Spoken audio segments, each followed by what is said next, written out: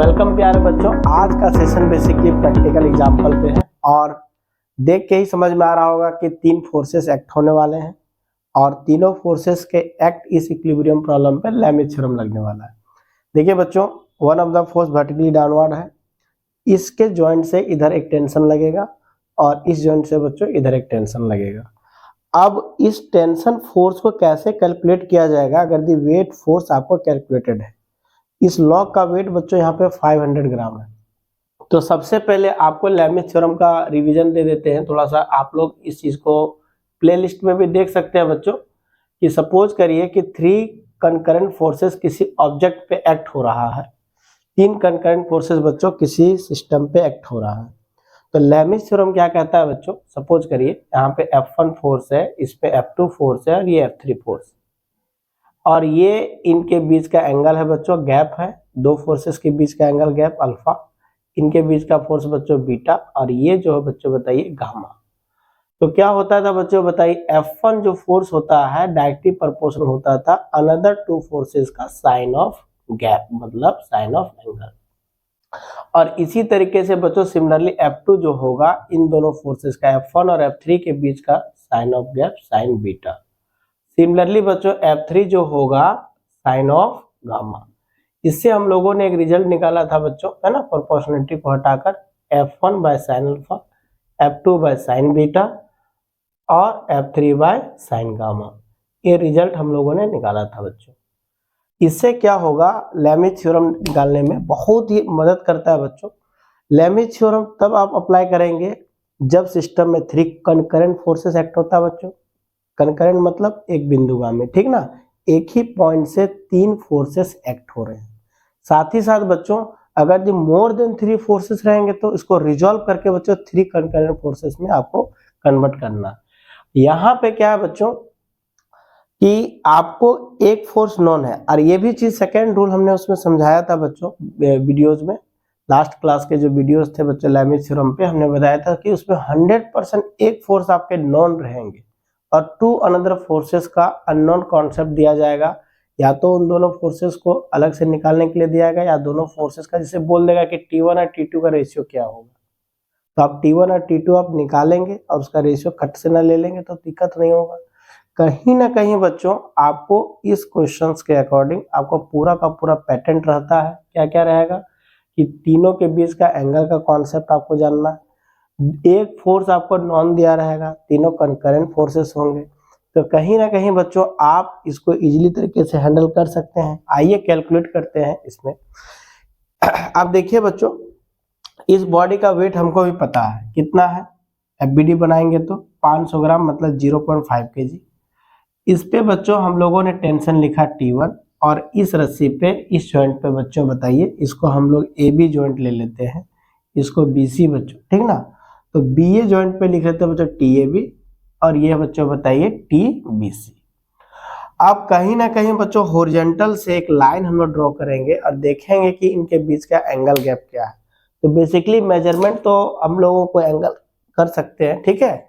फिलहाल यहाँ पे हम लोग एक स्केलिंग के तहत समझने की कोशिश करेंगे कि क्या दोनों के बीच का एंगल गैप सेम है। देखिए बच्चों, हॉरिजॉन्टल के साथ ये पूरी तरीके से वर्टिकल एक्सिस है, ठीक है, और ये आपका क्या बच्चों हॉरिजॉन्टल बेस के साथ जो गैप दिखाई दे रहा है बच्चों, कहीं ना कहीं वो आपको क्या करना पड़ेगा, 90 के साथ ऐड करना पड़ेगा, तभी तो आपके इसके बीच का एंगल निकलेगा। और यहाँ पे देखिए इस तरीके से, ठीक ना, इसके बीच का एंगल मतलब इससे अधिक है बच्चों, लेफ्ट साइड से अधिक है। तो आप क्या करेंगे, कहीं ना कहीं आप इस चीज को सपोज कर लेंगे बच्चों, है ना। यहाँ पे सपोज करिए कि इस चीज का इस बेस का आपको एंगल दिया रहे या फिर इस बेस का भी एंगल दिया रहे, ठीक है। तो कहीं ना कहीं आप इस चीज को पूरी तरीके से ट्रेमेंडस तरीके से, है ना, यहाँ पे सॉल्व कर सकते हैं। यहाँ पे जो एंगल है बच्चों, है ना, 30 डिग्री का कॉन्सेप्ट बन रहा है। सपोज करिए इसके साथ जो एंगल है 30 डिग्री का बन रहा है बच्चों, और इधर का जो एंगल बन रहा है बच्चों 60 डिग्री का, ठीक है।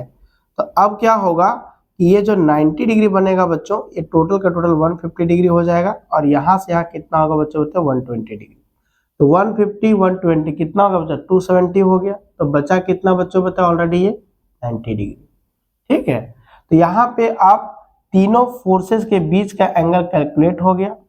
आप TAB, TBC और यहाँ पे बच्चों बताइए जो फोर्स है 0.5 kg, और इसको आप फोर्स पे बदल दीजिए जी से मल्टीप्लाई करके, मतलब आप लिख सकते हैं बच्चों बताइए 5 न्यूटन। इन दोनों के बीच का एंगल कितना बच्चों बताइए 150 डिग्री, इनके बीच का क्या बच्चों बताइए 120 डिग्री, और ये क्या बच्चों बताइए 90 डिग्री।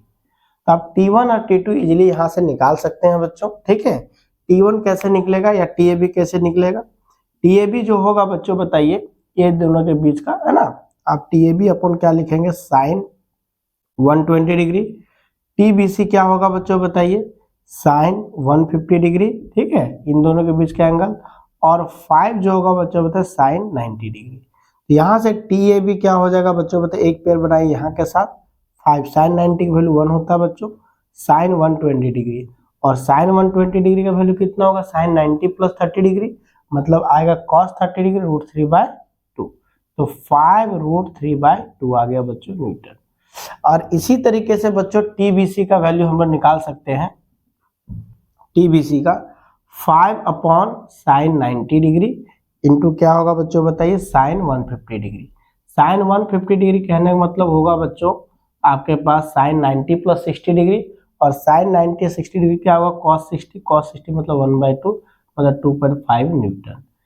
इट मीन्स बच्चों ये वाला जो रस्सी होगा 2.5 न्यूटन का फोर्स झेल रहा होगा, और ये क्या होगा बच्चों बताए 5/√3 है ना, 5√3/2 2.5√3 का फोर्स झेल रहा होगा बच्चों, और ये सिस्टम इस तरीके से इक्विलिब्रियम कंडीशन पे हो।